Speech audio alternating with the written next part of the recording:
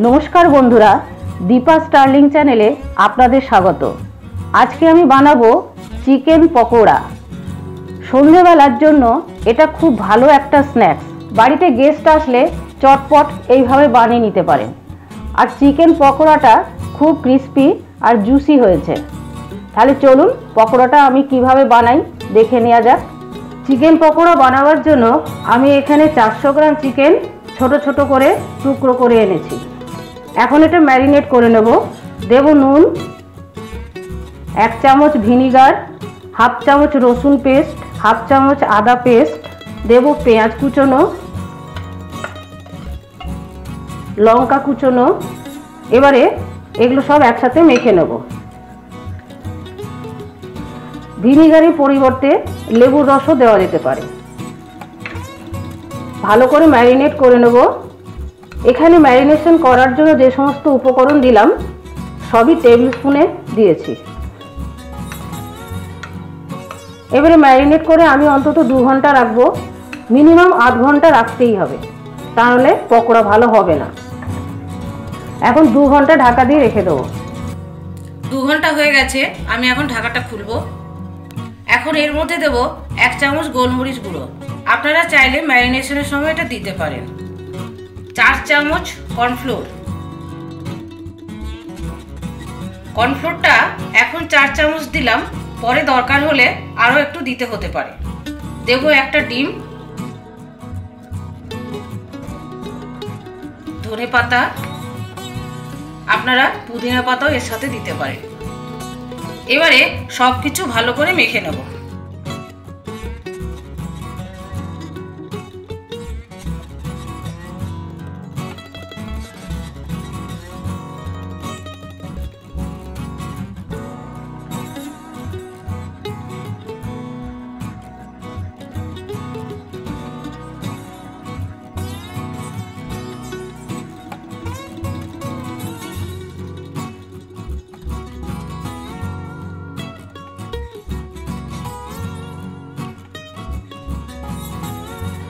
আমি এর মধ্যে আরেক চামচ কর্নফ্লোর দেব।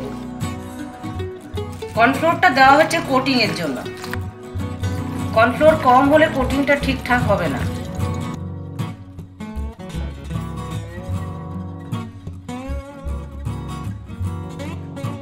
দেখুন পুরো ব্যাপারটা ঠিক হয়ে গেছে। এবারে পকোড়াগুলো সাদা তেলে ভেজে নেব। তেলটা ভালো করে গরম হবে, তারপরে আমি চিকেনগুলো দেব। তেল গরম হয়ে গেছে, এখন চিকেনগুলো দিয়ে দেব। তেল কম গরম হলে চিকেনের নিচের পোর্শনটা তলায় আটকে যাবে, তাহলে কোটিংটা ঠিক থাকবে না। এবারে আমি গ্যাসের ফ্লেমটা সিম করে দেব।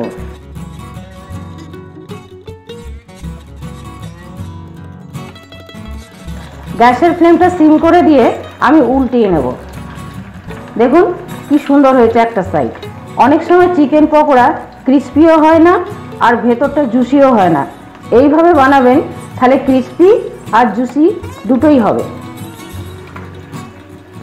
গ্যাসের ফ্লেমটা সিম করে দিয়ে এরকম উল্টে পাল্টে ভাজতে হবে, যাতে ভেতরটা সেদ্ধ হয়। চিকেন পকোড়াগুলো ভাজা হয়ে গেছে, কিন্তু কালারটা সাদা সাদা আছে, সেজন্য আমি গ্যাসের ফ্লেমটা একটু বাড়িয়ে দেব। এবারে পকোড়াগুলো আমি তুলে নেব। তেলটা আবার বেশি গরম করে নিয়েছি, চিকেনগুলো দিয়ে দেব। এইভাবে সমস্ত পকোড়াগুলো বানিয়ে নেব। দেখেছেন তো, চিকেন পকোড়া বানানো খুবই সহজ।